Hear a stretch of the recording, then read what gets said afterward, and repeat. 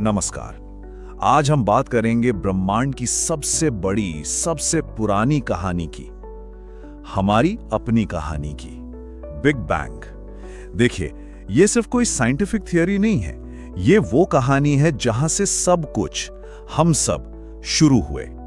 तो इससे पहले कि हम आगे बढ़ें, एक सबसे बड़ी गलतफहमी को दिमाग से निकाल देते हैं, एकदम साफ साफ।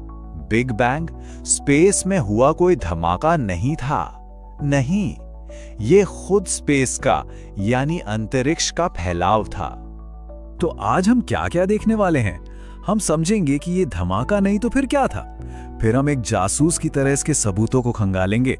हम देखेंगे 13.8 अरब साल की पूरी टाइमलाइन, और हाँ, हम यूनिवर्स के कुछ सबसे डार्क सीक्रेट्स पर भी बात करेंगे।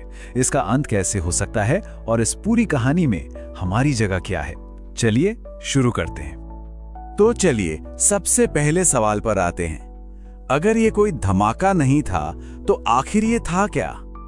जरा सोचिए, सब कुछ मतलब हर एक तारा, हर ग्रह, स्पेस, टाइम, मैटर, एनर्जी, सब कुछ एक ऐसी जगह में सिमटा हुआ था जो सोच से भी परे छोटी और घनी थी।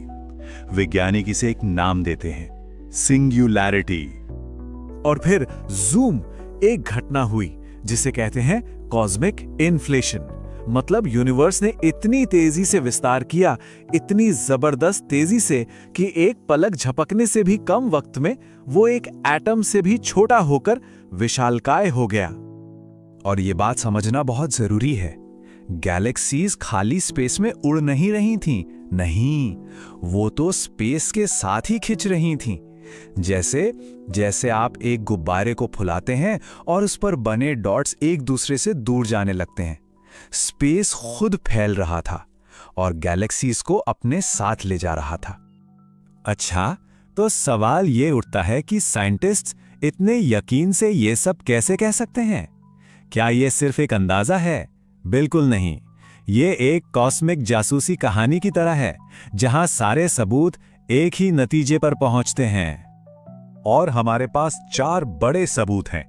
पहला, फैलता हुआ यूनिवर्स। दूसरा, यूनिवर्स की बेबी पिक्चर। तीसरा, उसकी केमिस्ट्री। और चौथा, कॉस्मिक वेब। चलिए एक एक करके इन्हें देखते हैं। सबूत नंबर 1, एडविन हबल ने देखा कि दूर की गैलेक्सी से जो रोशनी आ रही है वो रेड शिफ्टेड है। मतलब ये कि वो सब हमसे दूर भाग रही हैं। और सिर्फ भाग नहीं रही, बल्कि जो गैलेक्सी जितनी ज्यादा दूर है वो उतनी ही तेजी से भाग रही है। जाहिर था, यूनिवर्स फैल रहा है। अब आता है सबूत नंबर 2, कॉस्मिक माइक्रोवेव बैकग्राउंड। इसे आप यूनिवर्स की पहली बेबी फोटो कह सकते हैं। हुआ ये कि बिग बैंग के करीब 3,80,000 साल बाद यूनिवर्स इतना ठंडा हो गया कि लाइट, रोशनी पहली बार आजाद होकर ट्रैवल कर सकी। और वो जो पहली रोशनी थी ना, उसकी हल्की सी गूंज आज भी पूरे ब्रह्मांड में फैली हुई है। और मजे की बात सुनिए, जब 2 साइंटिस्ट पिंजियास और विल्सन ने इसे पहली बार डिटेक्ट किया तो उन्हें लगा उनके टेलीस्कोप में कोई गड़बड़ है। उन्होंने सोचा शायद एंटीना गंदा है। यहां तक कि उन्होंने उस पर जमी कबूतरों की बीट तक साफ कर डाली, पर यह धीमी सी आवाज हर तरफ से आ रही थी। ये बिग बैंग की गूंज थी। सबूत नंबर 3, केमिस्ट्री। देखिए, बिग बैंग थ्योरी ने एक भविष्यवाणी की थी कि शुरुआती यूनिवर्स में करीब 75% हाइड्रोजन और 25% हीलियम बना होगा। और जानते हैं क्या, जब हम आज सबसे पुराने तारों और गैस के बादलों को देखते हैं तो हमें ठीक यही मिक्सचर मिलता है। मतलब रेसिपी एकदम परफेक्ट थी।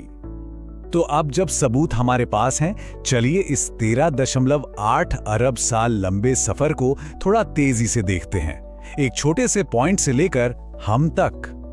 पहले 1 सेकंड में इन्फ्लेशन ने यूनिवर्स को जबरदस्त तरीके से फैला दिया। फिर लगभग 3,80,000 साल तक अंधेरा। फिर पहली बार रोशनी आजाद हुई, CMB बना। करीब 20 करोड़ साल बाद अंधेरे में पहले सितारों ने आंखें खोली। फिर 9 अरब साल के लंबे इंतजार के बाद कहीं जाकर हमारा सोलर सिस्टम बना। और आज 13.8 अरब साल बाद हम और आप यहां हैं, इस पूरी कहानी पर बात कर रहे हैं। लेकिन कहानी यहीं खत्म नहीं होती। ऐसा बिल्कुल मत सोचिए कि हम सब कुछ जान गए हैं।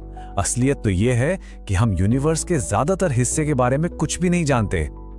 ये नंबर्स देखिए और हैरान होने के लिए तैयार हो जाइए।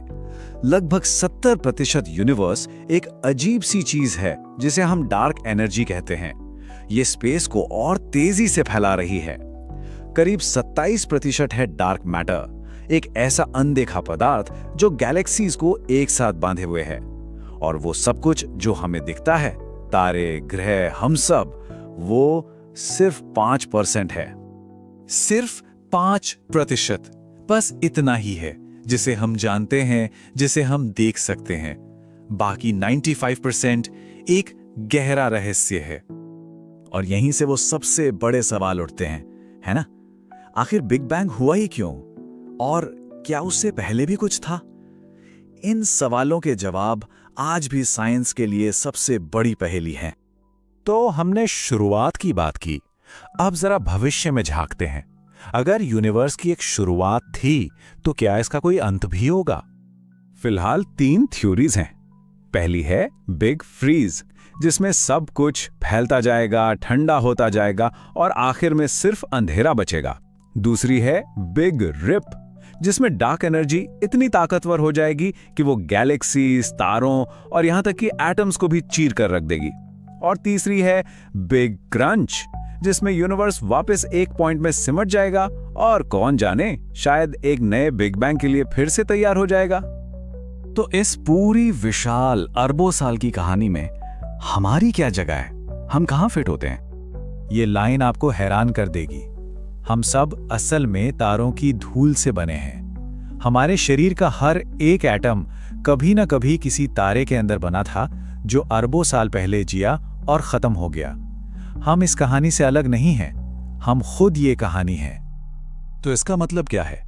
शायद ये कि 13.8 अरब सालों के लंबे सफर के बाद इस यूनिवर्स ने खुद को देखने और समझने का एक तरीका ढूंढ निकाला है हमारे जरिए। हम यूनिवर्स हैं जो खुद के बारे में सोच रहा है। हम इस कहानी के सिर्फ दर्शक नहीं, हम खुद वो कहानी है जो सामने आ रही है।